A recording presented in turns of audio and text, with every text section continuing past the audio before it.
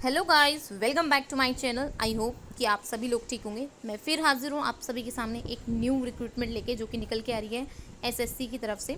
इसमें सबसे अच्छी बात यह है कि अगर कोई भी कैंडिडेट फ्रेशर है जिसने अभी अभी हाल में ही 12th क्लियर किया है, तो वो भी इस एग्ज़ाम के लिए, इस पोस्ट के लिए एलिजिबल होगा। सैलरी देखने के लिए मिलेगी आपको 50,000 रुपीज़।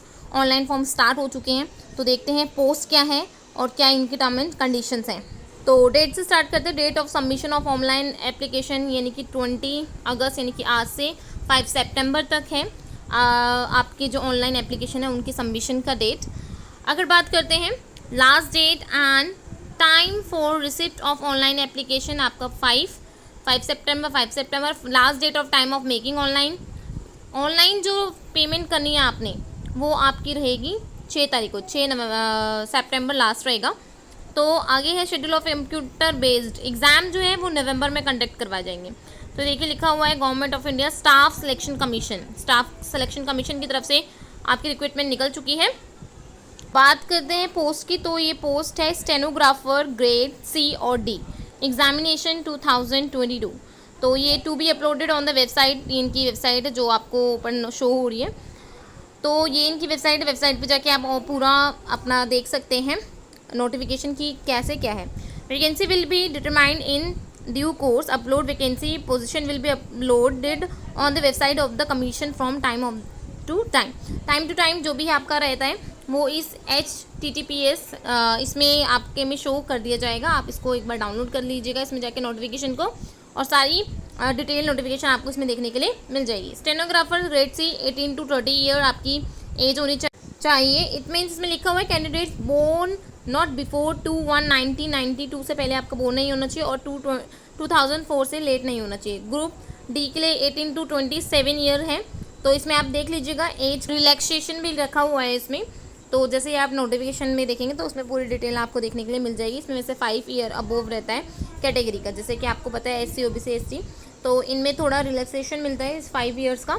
तो अप्लाई इसमें कोई भी कर सकता है। तो लिखा हुआ है ST SC 5 ईयर्स की रिलैक्सेशन मिलेगा, OBC को 3 ईयर्स का, PWD को 10 ईयर्स का और SC PWD को 15 ईयर्स का। एक्स सर्विसमैन को 3 ईयर्स का मिलेगा after during of the military service. तो इसमें है डिफेंस आपका।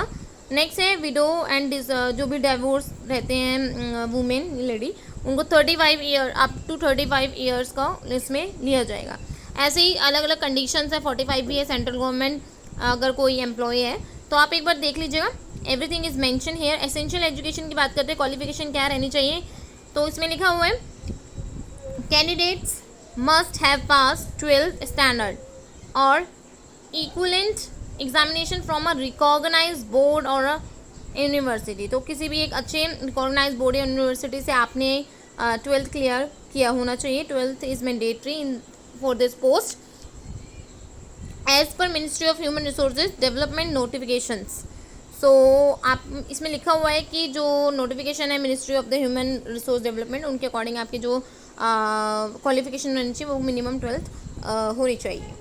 सो देखिए लिखिए 12th standard equivalent examination as prove as having acquired the minimum educational qualification on for before 5/9/2022, failing which the candidates of such candidates will be cancelled. The candidates who are eligible to prove by documentary evidence that the result of the qualified examination were declared on or before the cut off. It means कि आपका exam होगा इसमें, तो उसमें cut off वगैरह निकलेगा, तो उसमें एवरीथिंग विल बी मेंशन। तो इसमें एप्लीकेशन फ़ी की बात कर ले तो लिखा हुआ है fee payable 100 rupees 100 only. Okay, women candidates and candidates belonging to schedule caste SC OBT will disability and ex service eligible for reservation are exempted from payment of fee. तो ये आपको देखना है कि जो जनरल है उनको 100 रुपीज़ भरने और जो अदर कैटेगरीज है उनके लिए रिलैक्सेशन यहाँ पे भी रखा गया है, जो कि हमने बात की है फ़ीस को लेके। तो आपका क्लियर है ये फ़ीस का कि आपको जनरल वालों को 100 रुपीज़ भरने और वुमेन और कैंडिडेट्स को या फिर जो भी अदर कैटेगरीज के उनके लिए यहाँ पे रिलैक्सेशन रखा हुआ है। एग्जामिनेशन सेंटर कोड भी है जो कि लिखा हुआ है आपका प्रयागराज।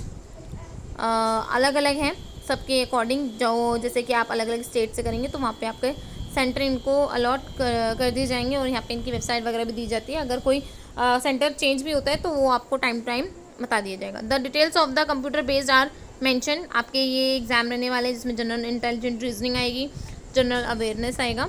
तो नंबर ऑफ क्वेश्चंस है आपके सामने, मैक्सिमम भी मार्क्स है और टोटल ड्यूरेशन है 2 आवर्स का रहने वाला है। इंग्लिश लैंग्वेज के भी आएंगे। Question paper will be objective type आएंगे और multiple choice question. The question will be set both in Hindi English, दोनों रहेगा, हिंदी और इंग्लिश में। There will be negative marking भी होगी, इसमें ध्यान रखना है, नेगेटिव मार्किंग भी होगी 0.25 की रॉन्ग आंसर देने पे। तो candidates are therefore advised to keep this in mind, मतलब अपने माइंड में लेके चलना है कि there is a negative marking. So उसके अकॉर्डिंग आपने फिल करना है।